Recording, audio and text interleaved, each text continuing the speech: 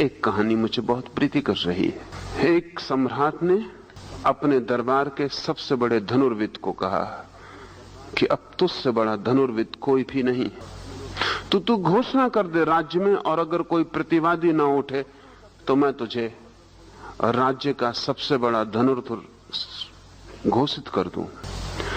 द्वार पर जो द्वारपाल खड़ा था वो हंसा, क्योंकि धनुर्विद ने कहा कि घोषणा का क्या सवाल है, घोषणा कल की जा सकती, कोई धनुर्विद नहीं है जो मेरी प्रतियोगिता में उतर सके। द्वारपाल हंसा तो धनुर्विद को हैरानी हुई। लौटते में उस बूढ़े द्वारपाल से उसने पूछा, तुम हंसे क्यों? उसने कहा कि मैं इसलिए हंसा कि तुम्हें अभी धनुर्विद्या का आता ही क्या है। एक आदमी को मैं जानता हूं, तुम पहले उससे मिल लो, फिर पीछे घोषणा करना। पर उस धनुर्विद ने कहा कि ऐसा आदमी हो कैसे सकता है जिसका मुझे पता ना हो, मैं इतना बड़ा धनुर्विद। उस द्वारपाल ने कहा कि जो तुमसे भी बड़ा धनुर्विद है उसका किसी को भी पता नहीं होगा। ये पता करने और कराने की जो चेष्टा है, ये सब छोटे मन के खेल। तुम रुको, जल्दी मत करना, मुसीबत में पड़ जाओगे। मैं उस आदमी का पता तुम्हें दे देता हूं, तुम वहां चले जाओ। वो धनुर्विद उस आदमी का पता लगाते गए। एक जंगल की तलहटी में वो आदमी रहता था। 3 दिन उसके पास रहा, तब उसे पता चला कि अभी तो यात्रा धनुर्विद्या की शुरू भी नहीं हुई। 3 साल उस आदमी के चरणों में बैठ के उसने धनुर्विद्या सीखी, लेकिन तब मन ही मन में उसे डर भी लगने लगा। अब पुराना आश्वासन न रहा कि मुझसे बड़ा धनुर्विद कोई नहीं है।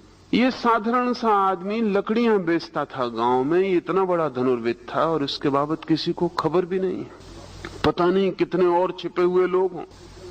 लेकिन 3 वर्ष उसके पास रह के उसका आश्वासन लौट आया। वो आदमी अद्भुत था। उसके हाथ में कोई भी चीज जाके तीर बन जाती थी। वो लकड़ी का टुकड़ा भी फेंक दे तो तीर हो जाता था।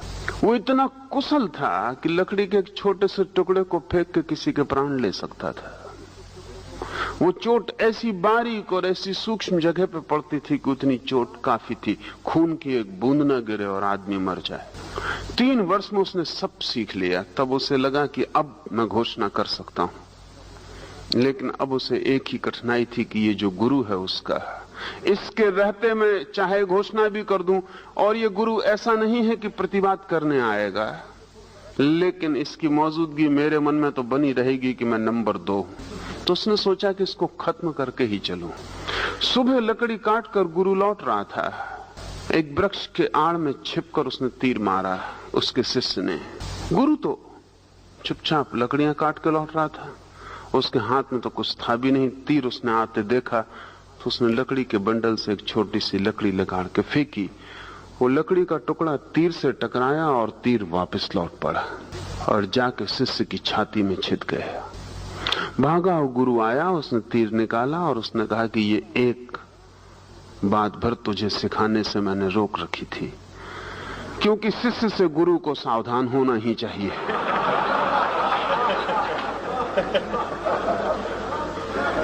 क्योंकि अंतिम खतरा उसी से हो सकता है।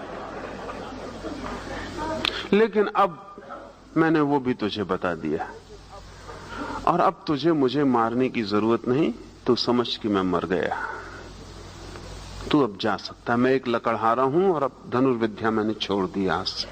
लेकिन जाने के पहले ध्यान रखना, मेरा गुरु अभी जीवित है और मेरे पास तो 3 साल में सीख लेना काफी है, उसके पास 30 जन्म भी कम होंगे। घोषणा करे उसके पहले दर्शन कम से कम उसके कर लेना।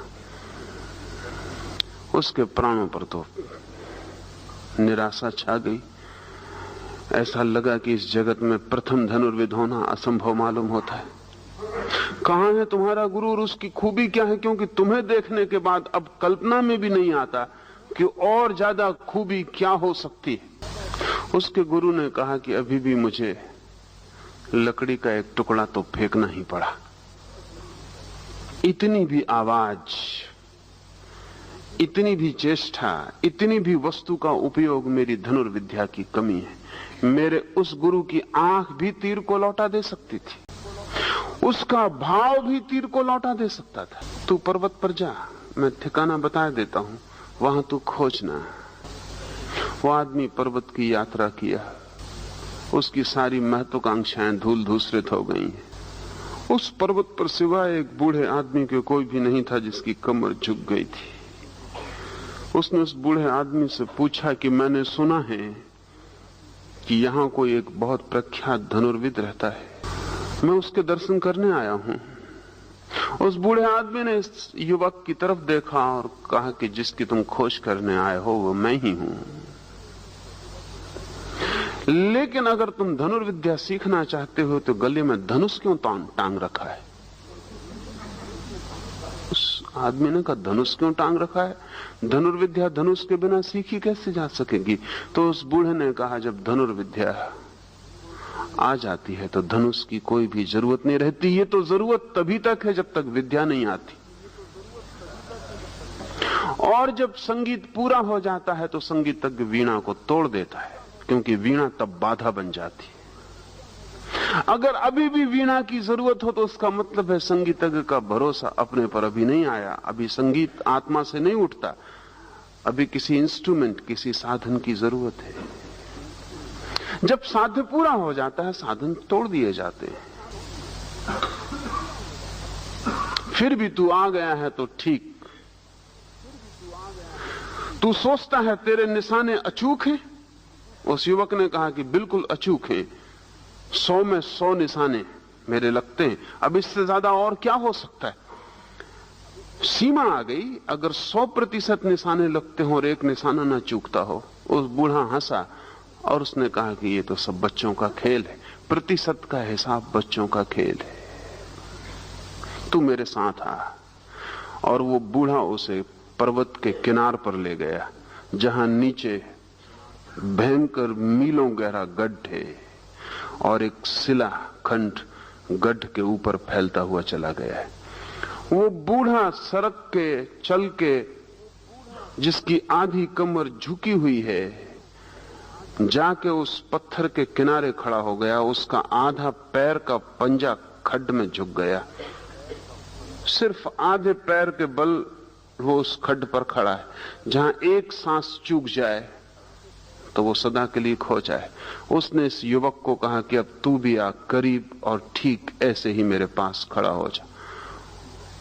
उस युवक ने कहा कि मेरी हिम्मत नहीं पड़ती, हाथ पैर कपते। उस बूढ़े ने कहा, जब हाथ पैर कपते हैं तो निशाना सधा हुआ हो कैसे सकता है? अगर हाथ कपता है तो तीर तो हाथ से ही छूटेगा, कब जाएगा। तेरे निशाने लग जाते होंगे क्योंकि जो ऑब्जेक्ट तू चुनता है काफी बड़े हैं।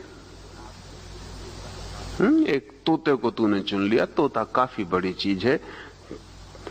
अगर तेरा हाथ थोड़ा कब भी रहा हो तो भी तोता मर जाएगा।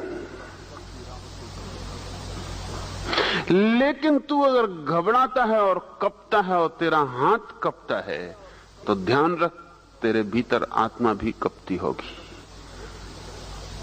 वो कंपन कितना ही सूक्ष्म हो, वो कंपन जब खो जाता है तब कोई धनुर्विद होता है, और जब वो कंपन खो जाता है तब धनुष बाण की कोई भी जरूरत नहीं रह जाती। उस बूढ़े ने आंखें ऊपर उठाई, एक पक्षियों की 30 पक्षियों की कतार जाती थी।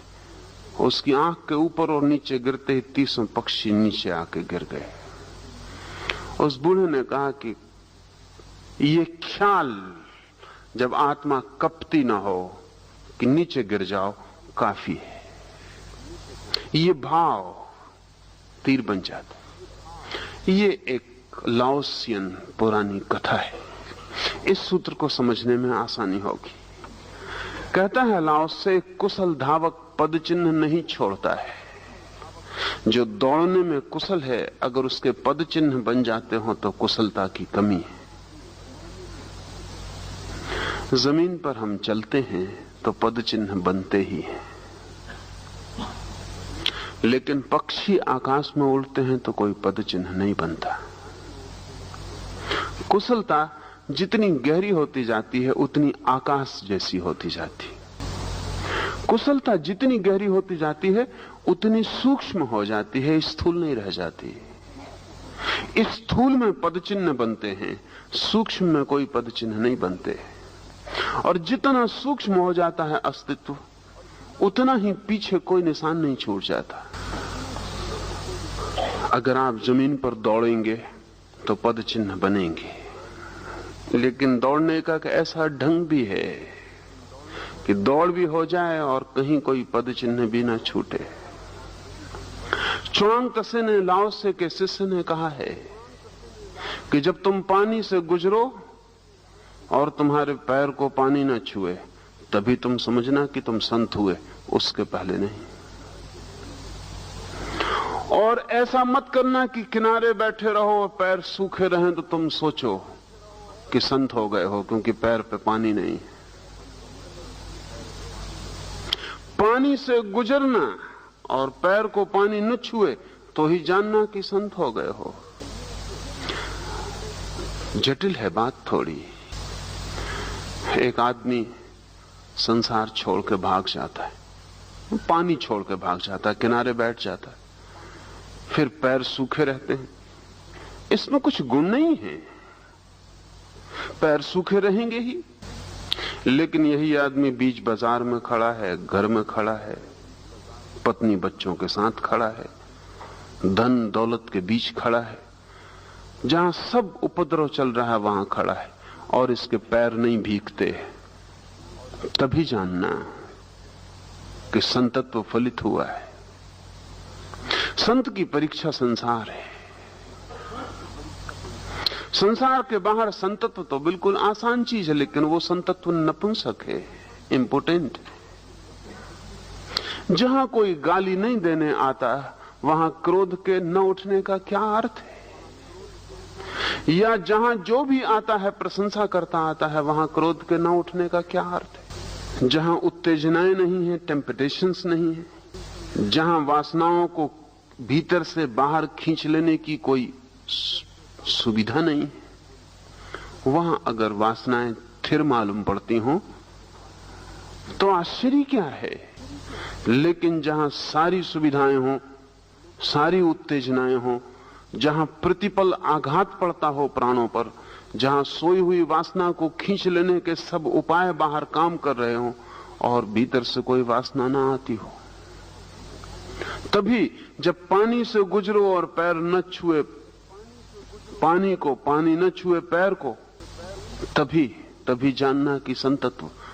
तो पानी और पैर के बीच में जो अंतराल है वही संतत्व है। कमल का पत्ता है, वो खिला रहता पानी में, पानी की बूंद भी उस पर पड़ जाए तो भी छूती नहीं। एक अंतराल है, पत्ते और बूंद के बीच में एक फासला है। बूंद लाख उपाय करे तो भी उस अंतराल को पार नहीं कर पाती। वो अंतराल ही संतत्व है। बूंद गिर जाती है, पत्ते को पता ही नहीं चलता। बूंद आती है, चली जाती है, पत्ते को पता ही नहीं चलता। बूंद खुद बजनी हो जाती, पत्ता झुक जाता है और बूंद नीचे गिर जाती। बूंद हल्की होती है, बनी रहती है, बूंद भारी हो जाती, गिर जाती है। बूंद का अपना ही काम है, पत्ते का इससे कुछ लेना देना नहीं है। लेकिन कमल का पत्ता अगर कहे कि मैं सरोवर को छोड़ूंगा क्योंकि पानी यहां मुझे बहुत छूता है, गीला कर जाता है, तो फिर जानना कि वो पत्ता कमल का नहीं है। कमल के पत्ते को अंतर ही नहीं पड़ता वो बाहर है या भीतर, वो पानी में है या पानी के बाहर, क्योंकि पानी के भीतर होकर भी पानी के बाहर होने का उपाय उसे पता है। इसलिए बाहर भागने का कोई अर्थ नहीं है, कोई संगति नहीं है। लाओस से कहता है एक कुशल धावक पद चिन्ह नहीं छोड़ता। इसे थोड़ा समझें। जितनी तेजी से आप दौड़ेंगे उतना ही कम स्पर्श होगा जमीन का। इसको अंतिम चरम का अवस्था पर ले जाएं। अगर तेजी आपकी बढ़ती ही चली जाए तो जमीन से स्पर्श कम होता जाएगा। जब आप धीमे चलते हैं पैर पूरा जमीन पर बैठता है, छूता है, उठता है, फिर जमीन को छूता है। जब आप तेजी से दौड़ते हैं जमीन को कम छूता है। ठीक ऐसी ही अंतस चेतना में भी गतियां हैं। कुशल धावक जब चेतना में इतनी गति ले आता है तो फिर कोई चिन्ह नहीं छूटते, कोई चिन्ह नहीं छूटते। आप पर चिन्ह छूटते हैं उसका कारण संसार नहीं है, आपकी गति बहुत कम है। एक आदमी शराब पीता है, शराब के चिन्ह छूटेंगे। स्वभावतः हम सोचते हैं शराब में खराबी है। इतना आसान मामला नहीं है।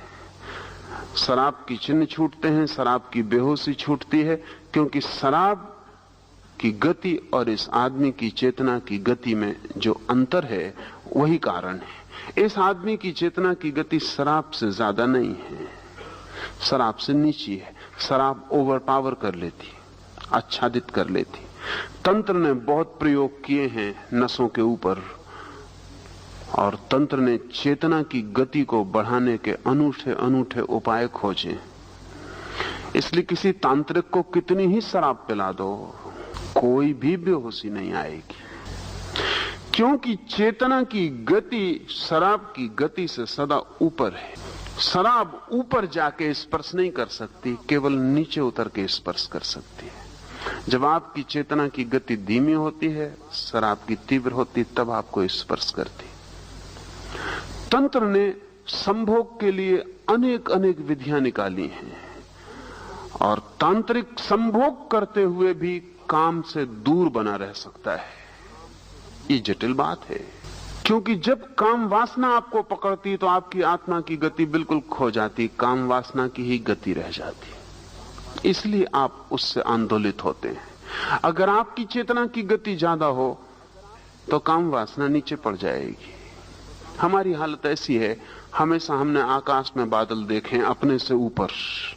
जब कभी आप हवाई जहाज में उड़ रहे हो तब आपको पहली दफा पता चलता है कि बादल नीचे भी हो सकते हैं। जब बादल आपके ऊपर होते हैं तो उनकी वर्षा आपके ऊपर गिरेगी, और जब बादल आपके नीचे होते हैं तो आप अछूते रह सकते हैं, उनकी वर्षा से कोई अंतर नहीं पड़ता है।